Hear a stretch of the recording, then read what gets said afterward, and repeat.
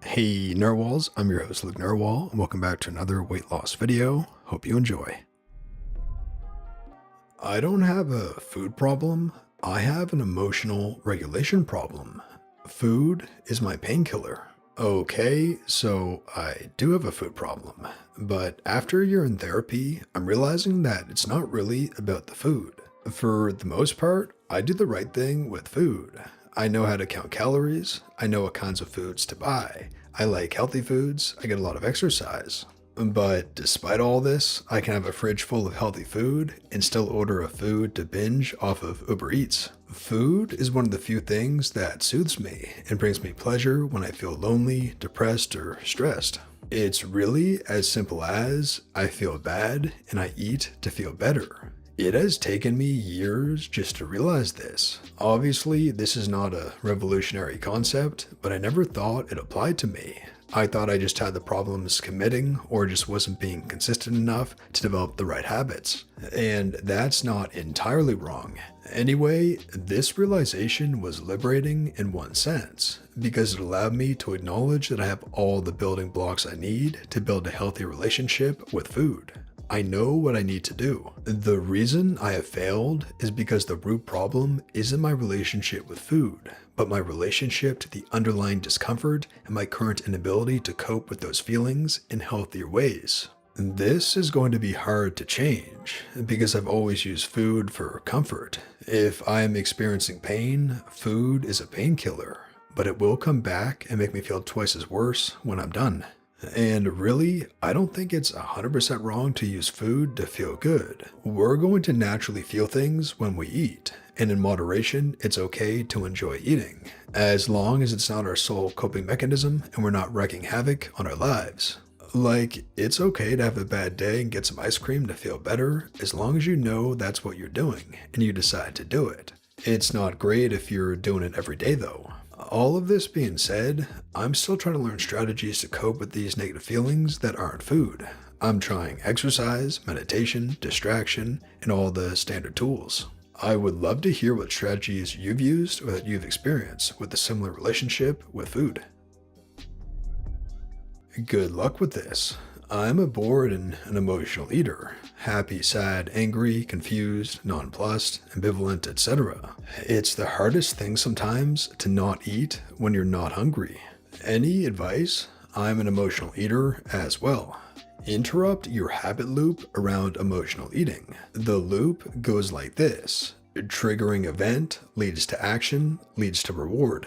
If you eat emotionally, it looks something like this. 1. I feel sad, bored, anxious. 2. Overeat your preferred soothing food. And 3. Feel temporary relief, followed by shame, guilt, and anguish over not being able to control your food choices. The best way to break out of this is to try to swap in a better action that still gives you a reward. So maybe a fancy hot tea or coffee, instead of a calorie bomb worth of food. That works, as it still provides sensation and is probably still in the kitchen, and hopefully also feels good, without the guilty backlash. Or maybe you funnel the emotional trigger into going for a walk, or stepping outside to get some distance from the emotional trigger, etc. The key is to interrupt the automaticness of feel bad, then eat, and try to choose a different action. That's much easier than just not responding. I also do this, usually when I'm feeling an emotion I don't understand or don't know how to cope with. One thing that helps me is just sitting with an emotion. Set aside a time to just feel it. Don't try to bury the emotion or ignore it, just feel it. It hurts for a bit, but then it goes away faster than it would have otherwise. It's not a perfect solution, but when added to the other positive things you're already doing like exercise, it can have a big impact. This sounds so familiar to me. From my personal experience, a tool that's recently helped me was some words from a spiritual friend. I garden and hike a lot, and I'm always taking care of the nature around me. She said, "You don't have to shoulder all the burdens of the world and stress from life. It's okay to divert that emotion and give it back to nature to absorb. You help nature. Nature can help you. You don't need to internalize it." I'm not religious, but she put it in terms that help me realize I don't have to take in all of that suffering. It's okay to hand it off to an inert space. Deflection in a way to create resilience. It's been helping me with my stress levels, but also takes practice. That was 3 weeks ago, and I haven't had an emotional binge since. Good luck to you. You are not alone. I've had to strive to be less healthy in my goals. When the fridge is full of fruits and vegetables and quinoa, then I'm stressed. It's binge time. But if the fridge and freezer has white meat, whole grain chicken nuggets, and low fat french fries that I may just throw in the oven, and maybe microwave some frozen broccoli on the side, then even when I'm stressed and jonesing for carbs, I'll eat what's in my house and stop at 800 calories per evening instead of 3K, for example. Same with mini frozen pizzas and frozen fried rice with vegetables. On the great days, I use the super healthy stuff. On the not great days, I'll use the medium healthy stuff instead of frigate, I'm getting junk food to numb my emotions. Thank you for sharing. I'm also an emotional eater. I eat when I'm bored. I realize when I'm busy, I don't feel hungry or don't think about food. But when I'm very free, I start feeling peckish.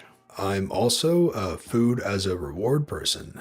Like at night, I think to myself, subconsciously, that I deserve some chips after a long day. Or when I complete a difficult task or project, I celebrate with some food. Usually something carby, cheesy fried, and or chips. And that becomes a habit too.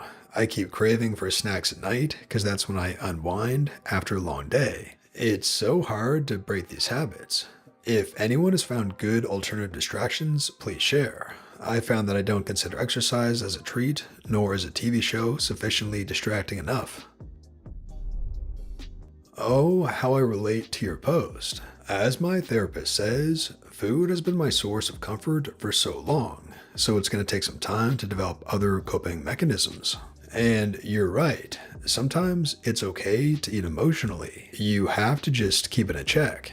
I think that having a complicated relationship with food is a lot like being an addict, only we can't just abstain from what we're addicted to. I try to tell myself that there are going to be those times where I say, oh, screw it. I just can't let that time be longer than a day. I have to get right back on the wagon. I want this. I want to change. Good luck. I struggle with this too, especially during the pandemic. I stress eat and gained 20 pounds when my husband had some major medical issues. The same issue with COVID. Between trying to do my work, finish grad school, get my kid through online school, because they believed in replicating the entire regular classroom day over video, and trying to keep the house from turning into shambles, there was no real time to sit down and relax.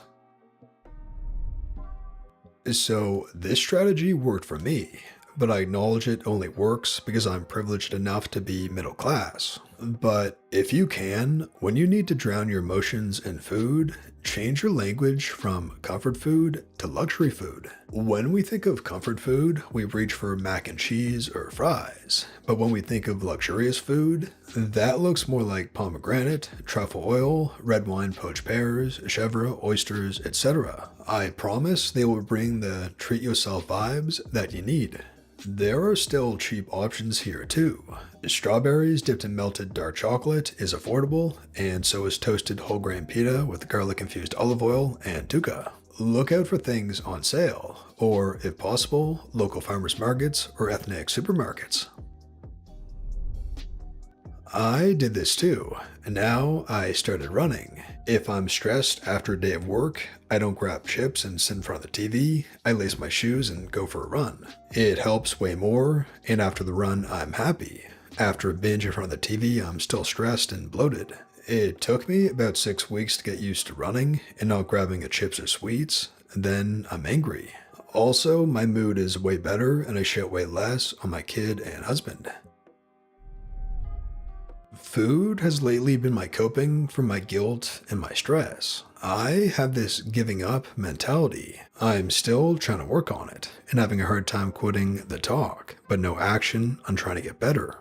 It's so hard when you get hungry and it's your only thought. I'm trying to push myself to stop thinking I'm hungry and be on a schedule so I can train my body to eat smaller portions at certain times. Feels like I wrote this post. I feel you, friend. In having that realization myself, I am now actively trying to break myself of those habits of food equals comfort. My therapist had once told me as well, which helps more now with rebuilding my relationship with food, that in the moment where a craving occurs, to try to do a quick analysis of my feelings. What is it I truly want in that moment? Comfort, love, connection, anything like that? I had an interview the other day that I was nervous about, so I got a McFlurry. But it was weirdly clarifying because in that moment I stopped and knew that I was getting it for the reason of comfort. And now I know I need to find my replacement for anxious or uncertain moments like that. Best of luck to you. I believe in all of us. And that brings us to the end of the video, Narwhals. I really hope you enjoyed. If you did, please tap subscribe to join our awesome community, the Narwhals, and for more weight loss stories that help you stay on track. And here's our featured Narwhal of the day.